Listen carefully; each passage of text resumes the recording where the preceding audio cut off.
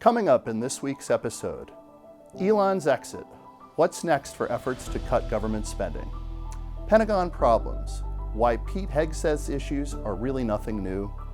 And over 100 days in, how much of the economy can Trump still blame on Biden?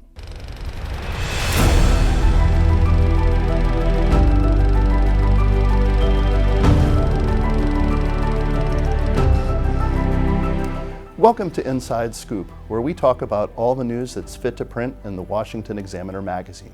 I'm Jim Antle, your host. This week on the cover of our magazine, we talk about the impending departure of Elon Musk. Musk has been heading the Department of Government Efficiency, DOGE for short, and he's been a very polarizing figure in the second Trump administration. When President Trump had a cabinet meeting that was marking the first 100 days of his second term in office, it felt like a little bit of a goodbye to Musk. But you have been treated unfairly, but the vast majority of people in this country really respect and appreciate you, and this whole room can say that very strongly. You've really been a tremendous help. You opened up a lot of eyes as to what can be done, and we just want to thank you very much. And you're invited to stay as long as you want. At some point, I guess he wants to get back home to his cars and his Musk also seemed to be saying goodbye when he got to speak during the cabinet meeting. They say I wear a lot of hats, and as you can see, it's true. Even my hat has a hat.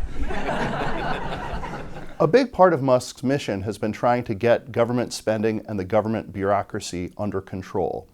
These are things that constitutionally really fall under the purview of Congress. However, Congress has seemed unwilling for many years now to get control of federal spending themselves.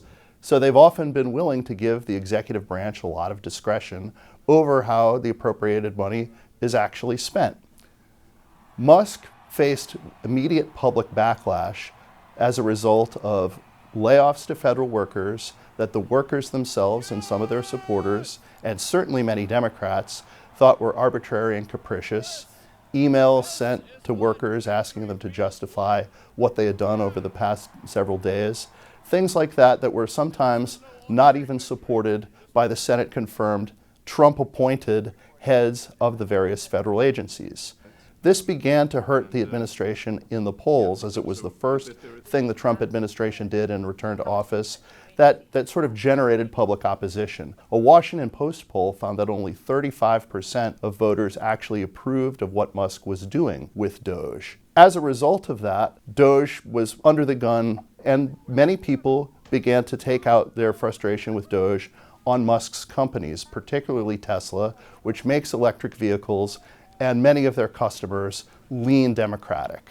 Musk always conceded that DOGE wasn't going to be perfect. I should say we will make mistakes. We won't be perfect, but when we make a mistake, we'll fix it very quickly. But the public wasn't necessarily very forgiving, and certainly the Democrats in Congress and outside were not forgiving either. And many of the protests against the Trump administration have focused on DOGE. And so the question remains, what's going to happen when Musk either takes a step back or phases himself out more or less entirely to refocus on his businesses? And what will happen with efforts to get control of government spending going forward? DOGE isn't supposed to be going anywhere, but somebody is going to have to lead this fight, and it's very evident that the government, when it's being cut, fights back, no matter who is in office. So we'll have to see whether anybody in Congress wants to take on this role, or whether Musk will have a successor at DOGE who can move this forward.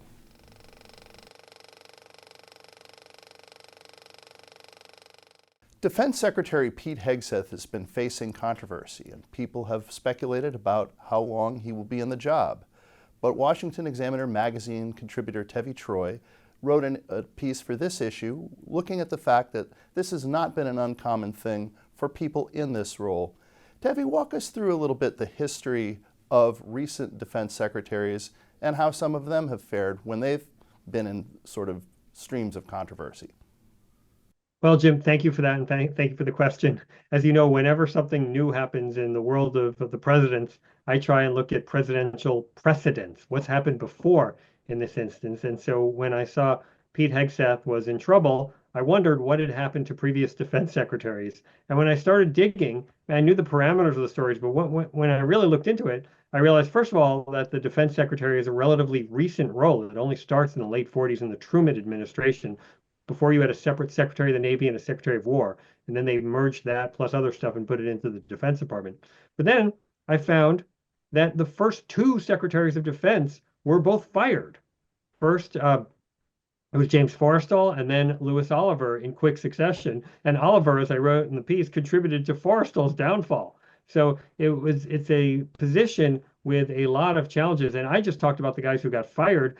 I mean, remember there were people who didn't get confirmed, like Senator John Tower from Texas for his drinking issues. So it's a position that is fraught with a lot of challenges. There's a lot of expectations that you've got this big military, and all you have to do is snap your fingers, and the military does whatever you want. But the military does what it does, and as we know, most of these leaders have been civilians. You can't go straight from the military to Defense Department head without some kind of waiver from Congress, which is what General Mattis got. So it is a challenge to manage that Pentagon bureaucracy, and a lot of people, starting from the very first people to have that job, have run afoul of it. You mentioned the Pentagon bureaucracy, and that is sort of one of the challenges of the job, is that you're potentially facing political opposition from outside the administration, people who don't support your party or support your president. But you also, if you're trying to do reforms and manage all of these people and maybe do things differently than they've been done in the past, you face a lot of internal opposition from the existing Pentagon bureaucracy. Yeah, and it's a real problem. Look, we have 800,000 people working at the Pentagon. That's just the Pentagon. Now, there was a study that showed that the Chinese get 20 times as much defense procurement per dollar that we get. So we have to spend $20 for every dollar they spend to get the same amount of procurement. Why does that happen? Well, we have all kinds of rules and regulations and bureaucracies that have to manage the process, and our defense acquisition system is really, really not up to snuff. And that leads to a lot of costs. It leads to subpar technologies. It leads to things that break down and can't be fixed easily, and it leads to a lot of costs to the U.S. government. There's a reason that these jobs are often really fraught, and that many of the people who've had the job have not lasted that long. Tevi, is there anybody who's served in the position in the past, somebody you focused on in this week's magazine, who maybe Secretary Hegseth could look to as an example for himself? Well, he may not like this one, but Lloyd Austin was the Pentagon secretary who was the most on the hot seat that I found and still survived. Mm-hmm. And he survived because the president didn't want the disruption, didn't want to get rid of someone who he had some measure of faith in. Now, as you recall, the Lloyd Austin story is a Pentagon secretary who's a little older, and he went AWOL. He was sick, and he went to the hospital. He was getting a medical procedure. He was out of action for 3 days, and he didn't tell anyone. He didn't tell his own defense secretary. He didn't tell the White House. And in my humble opinion, and I wrote this publicly, it was a firing offense. But Biden was not much for firing, and he didn't want to do it. Now, there are reasons why Trump wouldn't want to fire Hegseth. Number one being that he doesn't want all those naysayers who didn't like the Hegseth appointment saying, "I told you so." So I think just like Biden's approach led to Lloyd Austin surviving, Trump's approach might lead to Hegseth surviving as well. And you'd have to have a Senate confirmation for the replacement, and those confirmation hearings would likely be dominated by any Hegseth-related controversies from the past. Well, not only that, yes, I totally agree with that, but also all kinds of questions about the signal chat and how they use classified information across the government, not just how Pete Hegseth used it. So it will raise uncomfortable questions that they don't want to deal with. Also, it's not so easy to get people confirmed. I mean, it was a really hard push. I think the hardest job they had to get someone confirmed who actually got confirmed. I'm not talking about Matt Gaetz, who didn't get, his nomination was pulled, but the guy who they had the most trouble getting confirmed was Hegseth. And to go back to square one and try and find someone new would be extremely difficult. Thank you, Tevi. Thank you. If you're watching us on YouTube, click here to read this article in the digital edition of the Washington Examiner magazine.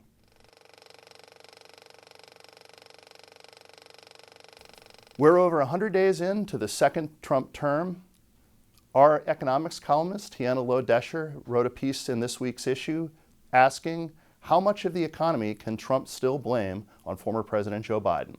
Jim, when the Bureau of Economic Analysis announced inflation rose in the first quarter while gross domestic product shrank, President Donald Trump and his White House took two decidedly different tacks in responding. We will end inflation, slash prices. We've already ended inflation, raise wages, and give you the greatest economy in the history of the world. That's already happening. On Truth Social, Trump blamed Biden's stock market and the overhang of his Democratic predecessor, former President Joe Biden, for the, quote, bad numbers. White House Press Secretary Caroline Leavitt boasted that the underlying numbers tell the real story of strong economic momentum President Trump is delivering. A White House memo went on to blame California wildfires for lackluster consumer spending report in January. So he inherited an economic catastrophe, a border catastrophe, a public safety catastrophe, and a cultural catastrophe.